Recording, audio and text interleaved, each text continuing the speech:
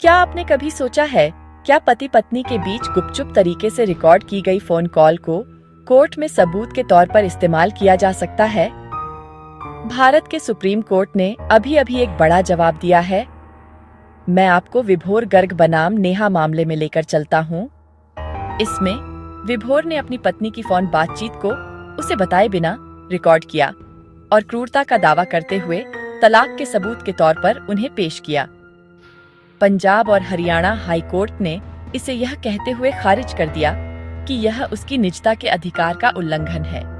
लेकिन 14 जुलाई 2025 को supreme court ने उस फैसले को पलट दिया।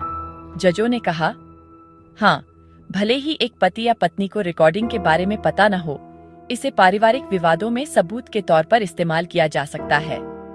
क्यों? क्योंकि भारतीय साक्ष्य अधिनियम के तहत एक अपवाद है जब मामला सीधे पति और पत्नी के बीच हो। अब क्या इसका मतलब यह है कि निजता खत्म हो गई है? बिल्कुल नहीं। कोर्ट ने कहा कि निजता महत्वपूर्ण है, लेकिन पूर्ण नहीं।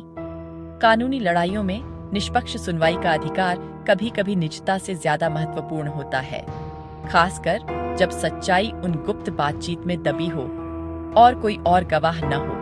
और चलो सामना करते हैं, अगर शादी जासूसी के हद तक टूट जाती है तो विश्वास पहले ही खत्म हो चुका होता है। कोर्ट ने यह भी कहा कि रिकॉर्डिंग का इस्तेमाल उस टूटे हुए विश्वास का संकेत है, न कि कारण।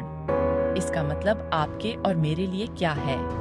अगर आप पारिवारिक विवाद में हैं, तो फोन रिकॉर्डिंग जैसे डिजिटल सबूत एक बड़ी भूमिका निभा सकते हैं, भले ही वे सहमति के बिना बनाए गए हों।